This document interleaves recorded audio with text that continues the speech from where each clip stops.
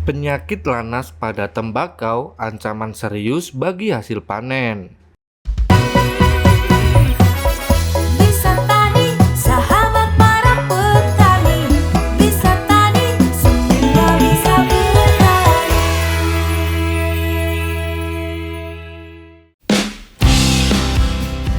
Halo Sobat Bisa Tani, jumpa lagi di channel Bisa Tani. Semua bisa bertani. Sebelum menonton video ini, jangan lupa like dan subscribe biar tidak ketinggalan info terbaru seputar dunia pertanian lainnya.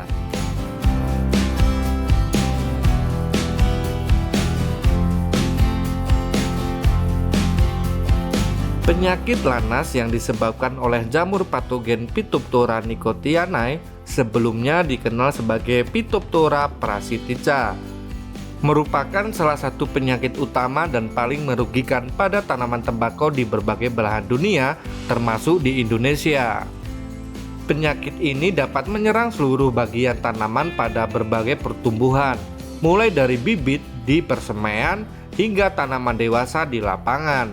Kerugian akibat penyakit lanas bisa sangat signifikan, bahkan menyebabkan gagal panen total jika tidak dikelola dengan baik. Gejala serangan. Gejala penyakit lanas dapat bervariasi tergantung pada pertumbuhan tanaman dan bagian tanaman yang terserang. Persemaian atau bibit, dumping off atau rebah semai. Bibit yang baru berkecambah tiba-tiba layu dan mati. Pangkal batang bibit tampak coklat kehitaman dan membusuk. Busuk akar dan pangkal batang.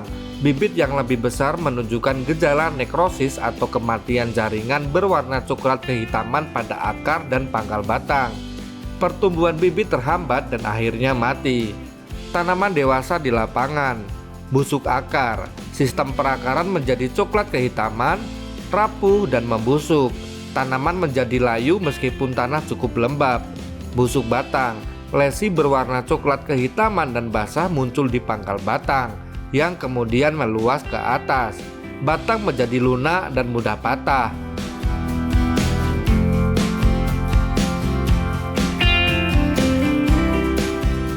Layu. Daun bagian bawah menguning dan layu secara bertahap, diikuti oleh daun bagian atas. Tanaman terlihat seperti kekurangan air. Kematian tanaman. Jika infeksi parah, seluruh tanaman akan layu dan mati. Penyebab dan penyebaran patogen. Phytophthora nicotiana adalah jamur tanah yang dapat bertahan hidup dalam tanah untuk waktu yang lama dalam bentuk spora istirahat atau oospora. Kondisi lingkungan. Kelembapan tinggi, kondisi tanah yang terlalu lembab atau tergenang air sangat mendukung perkembangan dan penyebaran patogen ini.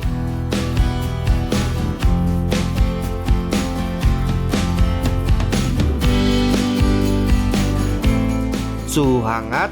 Suhu tanah yang hangat juga optimal untuk pertumbuhan jamur. Drainase yang buruk. Lahan dengan drainase yang buruk akan menahan air dan meningkatkan resiko infeksi. Cara penyebaran. Melalui air. Spora jamur dapat terbawa oleh air irigasi, air hujan, atau aliran permukaan. Tanah. Tanah yang terkontaminasi dapat membawa patogen ke lahan yang baru. Alat pertanian. Alat-alat pertanian yang tidak dibersihkan dengan baik dapat menyebarkan spora dari lahan yang terinfeksi ke lahan yang sehat. Bibit yang terinfeksi. Penggunaan bibit yang sudah terinfeksi merupakan sumber utama penyebaran penyakit ke lahan baru. Manusia dan hewan. Aktivitas manusia dan hewan di lahan yang terinfeksi juga dapat membantu penyebaran spora. Pengendalian penyakit lanas. Pengendalian penyakit lanas pada tembakau memerlukan pendekatan terpadu yang melibatkan berbagai strategi. Tindakan preventif atau pencegahan. Pemilihan bibit sehat, pengelolaan persemaian yang baik, pengolahan tanah, rotasi tanaman, sanitasi lahan, penggunaan varietas tahan, pengatur jarak tanam, penggunaan pupuk yang seimbang, irigasi yang tepat, dan desinfeksi alat pertanian.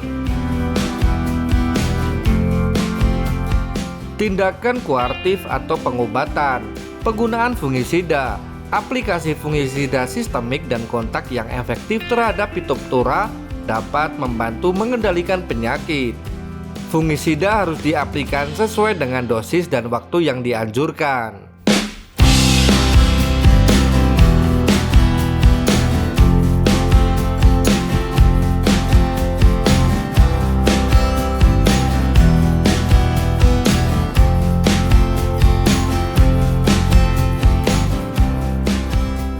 Beberapa contoh bahan aktif fungisida yang umum digunakan antara lain metalaksil, propamokap, hidroklorida, dan fosetil aluminium.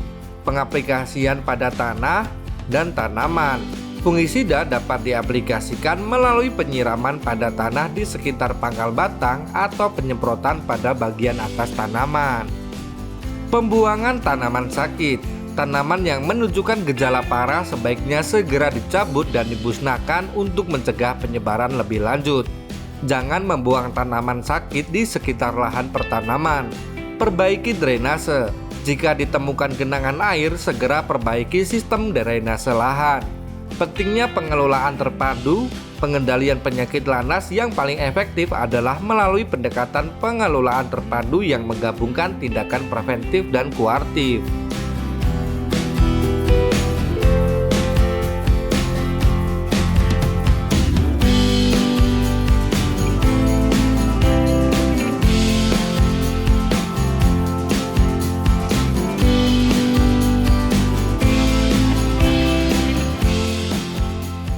Ketergantungan hanya pada satu metode pengendalian seperti penggunaan fungisida saja dapat menyebabkan resistensi patogen dan tidak efektif dalam jangka panjang.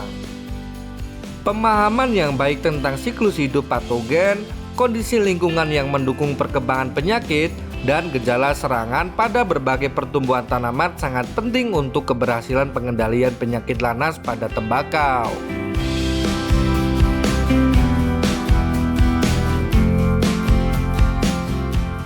Semoga informasi kali ini bermanfaat untuk Sobat Bisa Tani. Tetap semangat dan nantikan informasi seputar pertanian hanya di channel Bisa Tani.